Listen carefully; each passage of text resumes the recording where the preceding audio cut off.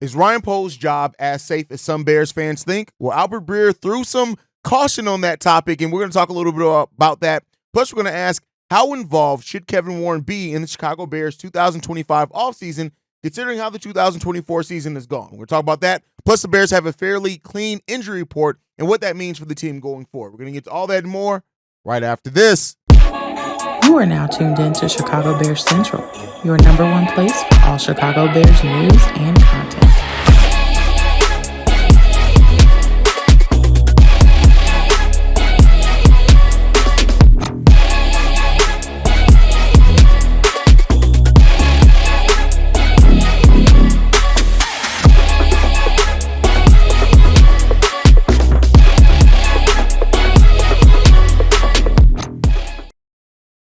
What's going on, Bears fans? Welcome to another episode of Chicago Bears Central, your number one spot for everything Chicago Bears related. I'm the host there, Haize, but more importantly, you guys can follow the channel at Chi Bears Central on every social media platform we happen to be on. With that being said, let's go ahead and get into this content for today. I want to start off with this. So Albert Breer threw some, I don't want to call it salt, maybe some caution is the best word there, as far as what is Ryan Poles and what is his job security here with the Chicago Bears? Now, in no way did he say that Ryan Poles' job is necessarily at stake, but he did say, yeah, we're going to go and read the quote. He says this: would Ryan Poles get another shot with the new head coach? I think he has a good relationship with Warren, but I imagine that it'll come down to what the Bears are shooting for in their next head coach.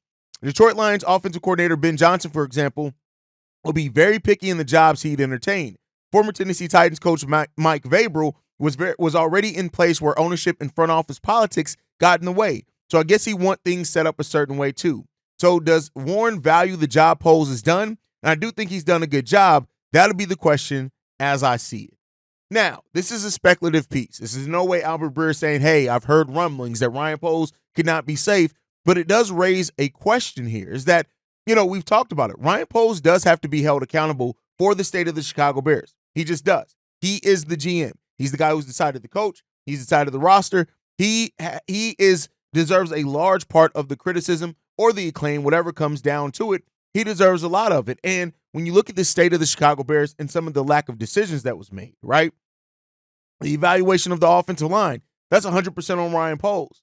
Ryan Poles was reportedly one of the most verbal people in regards to keeping Matt Eberflus here in Chicago this offseason when they had their 3 days of deliberation over if Matt Eberflus should keep his job or not. So those things enough are to bring questions. And the thing that Albert Breer brings here a lot that I do like in this conversation is basically stating, hey, it depends on what they want out of this coach and how much they value. Because if you have a coach that wants a large part in, say, the decisions here with Chicago, maybe that does throw a little bit more salt and questions on, maybe you do move on to a GM that could be more collaborative or something like that. Now, ultimately, much like Albert Breer says here, I do think he's done a good job.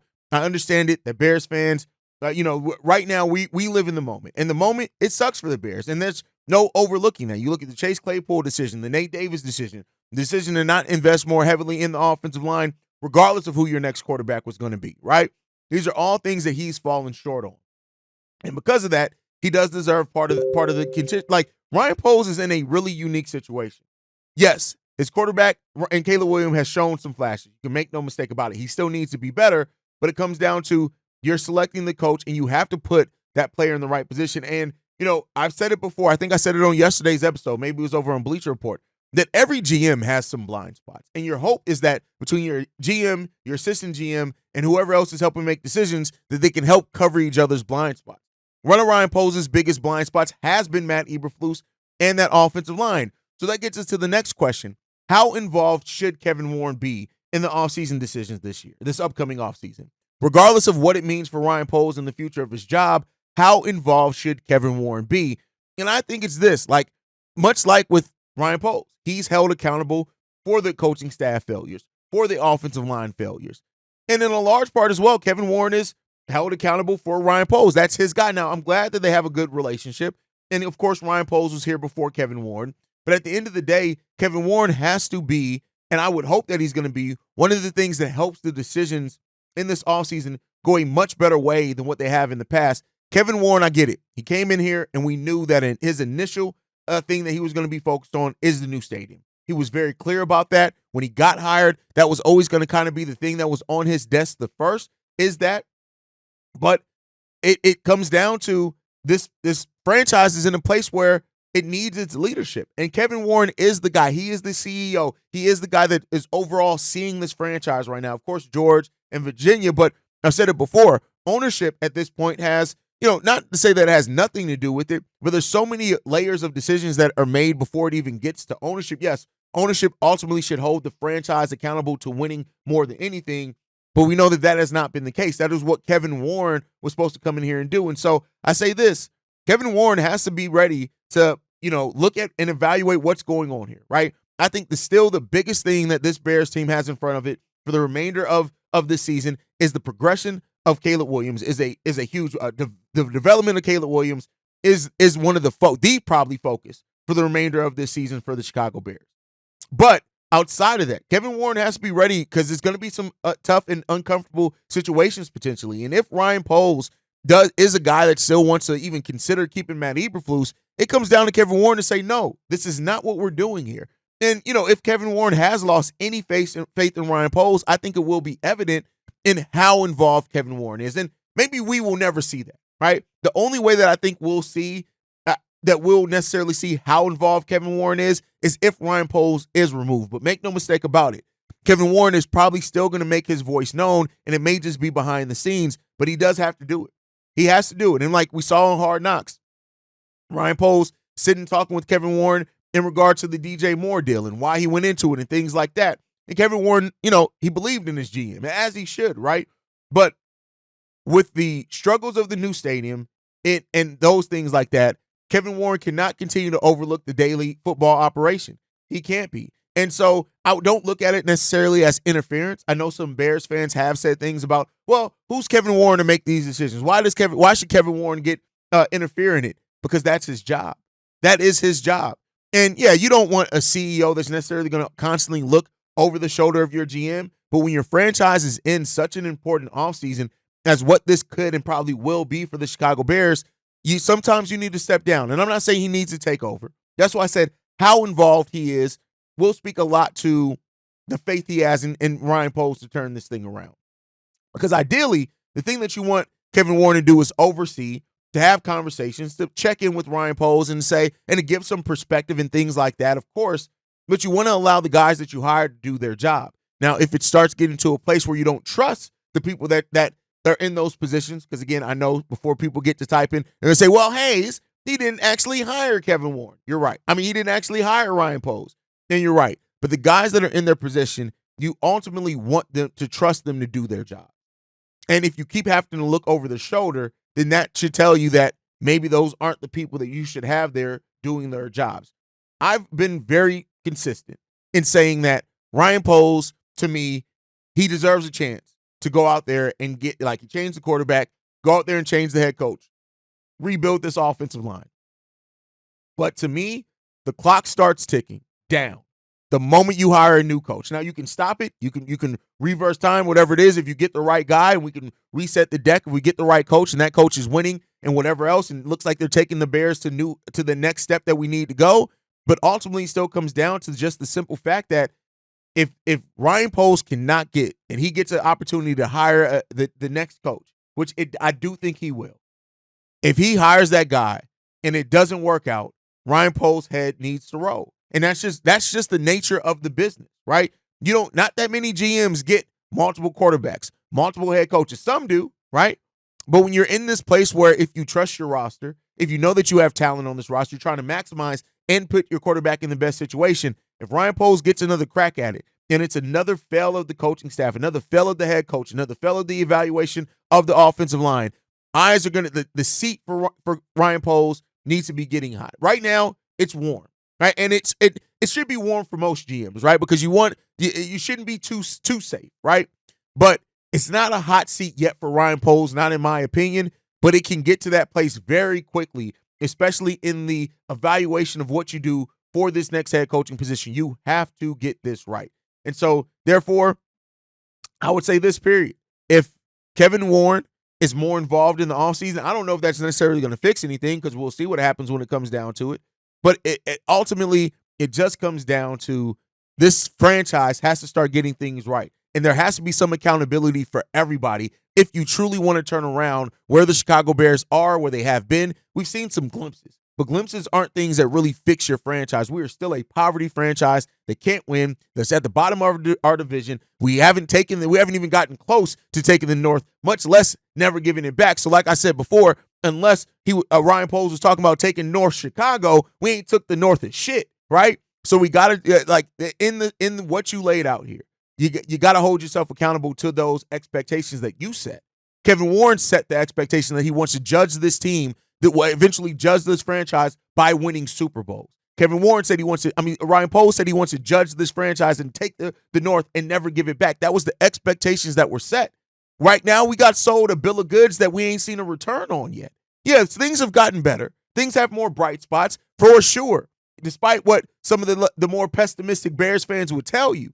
But to really get to a place of holding your franchise accountable, you need to do that at every level of leadership. And so we'll see what happens there. But let me know what you guys think. How involved do you think Kevin Warren should be in the Chicago Bears, either the coaching search or the offseason overall? Or should it be the thing that he works collaboratively with Ryan Poles to get that new coaching decision, to make sure they're looking at all the possible coaching candidates? And then at that point, you turn it back over to Ryan Poles and say, all right, go and do your draft. Go get your free agents. Go do that type of thing. The next coaching decision for the Bears needs to be the right one. We've seen too much of a revolving door, from Trestman to Nagy to now to Matt Eberflus. It's all been the same guy. I don't know if you guys saw that viral video that went through of them all basically saying the same thing in different positions. Like, it's time. That's the revolving door that we got to stop. We got to get the right coach and let everything else figure itself out. But that is the biggest thing in this offseason, is going out and getting the right coach. And then let's see where we are as a team. At least in my opinion. You guys can let me know how you feel on it down below. Now, with that said, get back in the football aspect of things. The Bears got a pretty good injury report here. When you look at it, DeAndre Swift did miss practice yesterday. He missed practice, and Matt Eberflus did say that they're optimistic that he's going to play. It's more a precautionary reason right now when it came down to it. And so, we'll see what happens in that one. But we'll see if Swift does play. If Swift doesn't play, it means that Roschon Johnson is going to be our primary back, right? And so if Swift does not play in this game, and Roschon, we'll see what he does. Like, he has been solid as far as like a change of pace, that backer role, that bruiser role that we need between the tackles, things like that. And DeAndre Swift is the leading rusher for the Bears. 635 yards, 155 carries on the season. He's been a big part of the receiving game as well. Now, Roschon is a good pass blocker. He can be used in the receiving game, but he's a very different back than DeAndre Swift. And so that may change how the Chicago Bears need to prepare and how they come out in next week if Roschon Johnson ends up being the starting running back against the Vikings this week. So we'll see what happens there. Now, if he does go down, that would mean that Travis Homer's probably stepping in as the primary backup to Roschon Johnson while Swift is down.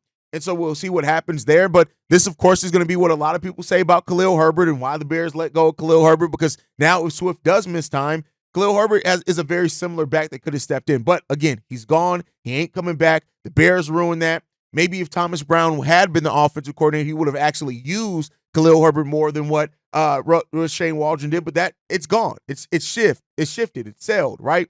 And so while Caleb Williams is the next leading rusher with 306 yards, behind DeAndre Swift, Roschon has been used in specialty situations. So we'll see what he can end up bringing. And I think ultimately as well, with DeAndre Swift being banged up at all, while Matt Eberflus did say it's more of a precautionary measure at this time, if he's not ready to go, you're going to have to trust Swift. And so maybe that means that you have to change a couple of your packages. Maybe it means that you have to change the type of running plays that you need. But again, as this Bears team has been a struggle offensively for the majority of the season, I mean, maybe some change is good. And not to say that it's good missing Swift, but, overall, the Bears are just going to have to figure it out. We saw more design runs last week as well for Caleb Williams, so that could be something else that they work in there to continue the thing on. But let me know what you guys think with the potential of missing DeAndre Swift, because, again, I don't trust Matt Eberflus saying it's just precautionary, because Matt Eberflus is a weasel. And I think everything that he says you have to take with a huge grain of salt, in my personal humble opinion. So let us know what you think on that down below. But in adding to the injury report, Kieran Amagaje, Ryan Bates, and Elijah Hicks all missed practice as well. Kieran has that calf injury still that's been nagging him. Ryan Bates is in with the concussion, and Elijah Hicks has that ankle issue as well. Now, Tevin Jenkins did return to practice in a limited capacity as well yesterday. And so the Bears are getting healthier, right? Are they healthy yet? No, but they are getting healthier, which is, what we need as far as trying to finish the season as strong as we possibly can. Does that mean that a playoff berth or something is going to be there by finishing strong? At this point, I think a lot of Bears fans have come to the realization the postseason is not in our future. And it is what it is when it comes down to it. But this is actually one of the shorter injury reports that we've had on a Wednesday in quite a while. And of course, Jaquan Brisker is still out in IR. That doesn't change. Andrew Billings is still out on IR. And those things really do impact the Bears. I think we saw in last game, missing Andrew Billings, it goes so much above than just what the stat sheet shows, right? And I think last week's game was a perfect indication of that. And that's a big indication of like how Andrew Billings helps the run game and the pass game with just being a big body down there. But overall, listen, I think things are going to go okay. I think things are going to steadily improve. And, we'll see how this team can overcome, right? Next man up mentality. Injuries happen in football every single day. You got to have players that step up, and you got to get the shit done. And that's just what it comes down to, and we'll see if they can get it done. Now, with that and getting it done, DJ Moore had some really good words to say in regards to Caleb Williams and the accountability that Caleb Williams took for his performance, right? And he said this, in regards to it, taking ownership, he said this. He did it out of kindness of his heart and just to let everybody know that he'll be better. And listen, there's nothing that overcomes performance on the football field. That's what you want from Caleb more so than anything. It's on the football field. But you also need the guys to respect you. And Caleb Williams taking accountability for his play over the 3 weeks before the Packers game, I think was big because you need to see that from him. And so, overall, I think that Caleb Williams, and I've said this before, and I know, some of the Bears fans that are over it already, that, wanted Caleb Williams to be generational from day one. They're like, oh my God, Drake May and these guys are playing better than Caleb. Overall, like, they don't want to hear it. They want to see it on the court. And I respect that as well. On the field. You want to see it on the football field. But, Caleb Williams, he performed better against the Green Bay Packers, and you can't take that away. Regardless of how they needed to limit the game or adjust the game plan or whatever, he played better. And so far this season, Caleb Williams would have had 2 game-winning drives if it wasn't for head-scratching mistakes made by this team. So the progression, the development of Caleb Williams is the focus. And like I said before, people that want to complain about Drake May or Jaden, they're not coming here. Caleb Williams is the guy that we have. And all that we can do is try to put him in the best situations possible to develop, right? And that just is what it is. And I get the people that have the PTSD like, hey, weren't we already just here? But at the end of the day, hey, this is where we are. All we can do is try to improve where we can, make it better where we can, and try to get to the place that we all want to be as a franchise. And it's just going to take some of the tough decisions. It's going to take some of the tough decisions, man. It is what it is. And before we go as well, something that's been made a lot about is the performance of Montez Sweat so far this season, right? 12.5 sacks last season. What it comes down to, he played, and it is what it is. Right now, he's on pace to finish with about 6 or 7 sacks this season, which will put him a little bit behind his career weight. Now, a lot of Bears fans are asking, and, even, with Commanders fans, like, that's what you got out of here. When you look at it, Montez Sweat has a 15.7 pass rush win rate so far. He has a 12.7 pass rush win rate last season during his breakout season. So he's getting the pressure. The fact of the matter is that he's just not getting the number of sacks, but he's still putting pressure. He's still affecting offenses and helping other players on this team. Now, him and Javon Dexter haven't necessarily had the 1-2 punch that it started off this season looking like they were going to be. But Montez Sweat has an 11.2% hurry rate. His career is 6.8, right? And so he's in the last year in his breakout year was 7.3. So all the numbers are pointing towards Montez Sweat is still having a big impact for this Bears team. The only thing that's not there is the sack rate, right? And so we got to get that up. I do think that that's overall the state of just teams zeroing in on him because of him being the guy you need to stop on the Bears defensive line. But overall, let's not let just that sack number kind of dictate what it's going to be right now. Montez Sweat is having a solid season. Is it a great season? No. Is it the season that we like last year was? No, it's not that. But he's still right along with some of his career numbers. He's still having a huge impact on the pressure that defensive line is able to get without blitzing as much as some of the other teams in the NFL with similar pressure numbers. Overall, this Bears team just needs to keep getting together. And I think also the secondary and who we've been missing in that secondary has drastically hurt the pass rush as well. Because again, like I said all the time, the pass rush and the pass coverage have a synergistic relationship. And when one's down, the other one is ultimately affected in the long run there as well. So you see that thing get along for him. And, Montez Sweat, he's going to be fine here. The Bears need some work, have some work that they need to do. They got some things that they need to address. And I'm going to trust them to go out there and address it. And we'll see. One thing that Ryan Poles has done, he has improved the defense every single day. So we can't say that every single year. We can't say that he hasn't done that. So, see the development of Darrell Taylor and Austin Booker and Daniel Hardy and see what they bring in next year as well. I think it's going to be fun to see. But overall, I think this is going to be, it is what it is when it comes to Montez Sweat. But that's my thoughts on everything. Let me know what you guys think on everything down below. Make sure you guys are following the show at Shy Bear Central. You can send us any feedback, questions, comments, concerns, ChicagoBearCentral@gmail.com. And lastly, if you want to leave a text message and our voicemail for the mailbag, the number to do so, 773-242-9336. We are the number one spot for everything Chicago Bears related, but that's thanks to you lovely and beautiful people. And like I like to end every episode on, Chi-Town up, Bear down. Love you guys. Peace, y'all. This has been a presentation of the Break Media.